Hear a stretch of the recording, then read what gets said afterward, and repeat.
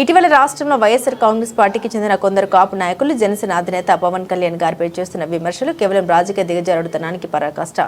ఈ కూటమి సాధిస్తున్న ప్రజాదరణ తట్టుకోలేక ఎలాగైనా దెబ్బతీయాలని ఒకే ఒక లక్ష్యంతో వైసీపీ కులాల మధ్య చిచ్చు పెట్టడానికి కుట్రలు చేస్తుంది.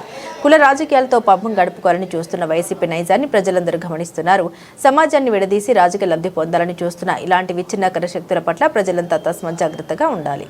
పదవులు పోయినంటే తాడు తీసినట్టే కదా. మీరు కూరలు పీకిన పాముల్లో ఇంట్లో కూర్చున్నారంటే తాడు తీర్థం కదా. ఏంటి తాడు తీర్థం అంటే వచ్చి చర్మం పీకమని కాదు, అధికారం లేకుండా చేస్తానని చెప్పారు. అది చేశారు కదా. 150 సీట్లు 11 సీట్లు తీసుకొచ్చాం కదా. ఇంకెందుకంటే మీ బతుకులు మళ్ళీ అడుగుతాకేంటి? మీకు సిగ్గు లేకుండా రోడ్డెక్కి మాట్లాడుతున్నారు మీరు. మళ్ళీనే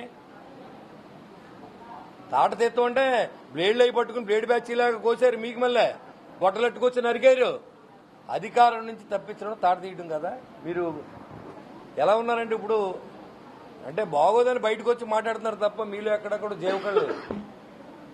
మీకు రాజకీయం ఉంటే దర్పం, మీ అధికారం అంతా మేము చూసాం. మాట్లాడితే బూతులు తిడతాం, మాట్లాడితే ఎవరినైనా సింగులర్లో మాట్లాడతాం. మీ జబ్బు పోదు, ఇంకా పోలేదు. ఎవడు జైలుకి వెళ్తాడు, ఎమ్మెల్యే అయిపోతాడు అనుకుంటున్నాడు తప్ప ఈ చేసే తప్పులు ప్రజలు తెలుస్తాయని ఎవడు అనుకోవట్లేదు. అలా అయితే ప్రతి ఓటు జైలుకి వెళ్ళి వచ్చేస్తారు. ఒకసారి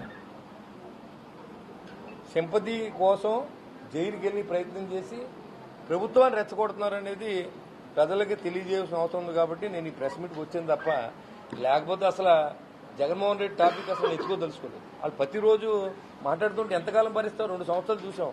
అనవసరం అత్తమానం వెళ్తాం మనకి ఎందుకని. కానీ ప్రతిరోజు ఇంకా అదే పనిలో ఉన్నారు కూర్చుని. ఏం జరిగినా సరే తెలంగాణలో ఎవరో ఒక బిడ్డ చూడాలని చివరి కోరికని ఒక అభిమాని అడిగితే వెళ్ళేటందుకు అన్నయ్య నువ్వు రమ్మన్నాడు, ఈయన వెళ్ళిపోయాడు. ఇదేంటిది? దానికి కూడా ఒక కామెంట్. అసలు నీకు సంబంధం లేని విషయం కదా అది. చావు బతుకులో ఉన్న వ్యక్తో లేకపోతే ఎవరో నాకు కాకర కోరిక నన్ను రమ్మంటే ఆయన ఎంత ఖాళీయో చేసుకుని తెలంగాణలో మన మీద అవిశ్వాసం కూడా ఉంది. కానీ మనం వెళ్ళాలి, ప్రజల్లో ఉండాలనే ఉద్దేశంతో ఆయన వెళ్ళాడు. రాష్ట్రంలో కాపులందరూ పూర్తిగా నిరాశలో ఉన్నారని నిన్న వేదికగా వైసీపీ కాపు నేతలందరూ చెప్పిన పరిస్థితి. అంటే రాజకీయ కాపు కార్పొరేషన్ కూడా పూర్తిగా నిర్వీర్యం అయిపోయింది. చైర్మన్ సుబ్బారాయుడు కూడా మామూలుగా ఏదో తిరుగుతున్నారని అక్కడ కామెంట్.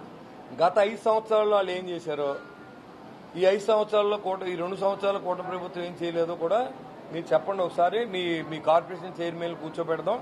మా కార్పొరేషన్ చైర్మన్ ని దానికి సంబంధించిన మంత్రివర్గంతో మాట్లాడి ఏదైనా కాపులు న్యాయం చేయాలంటే మీరు ఏమైనా ప్రపోజల్ పట్టరండి. ఖచ్చితంగా కాపులు న్యాయం చేయగలి ఆర్థికంగా వెనుకబడి ఉన్న కులాలకు మనం ఏం చేయాలనేది 2019 నుంచి 24 దాకా చంద్రబాబు నాయుడు గారు చేశారు కదా. అయినా మరి కాపులు అప్పుడు ఓడించారు కదా. అంటే అప్పుడు ఎలా చూడాలి మనం? ఒకసారి ఆలోచన చేయండి. 2019 24 వరకు కాపు కార్పొరేషన్ లో నేను మున్సిపల్ చైర్మన్ కూడా మా ఊర్లో 1000 మందికి ₹1,00,000 కాడికి లోన్లు ఇప్పించాను.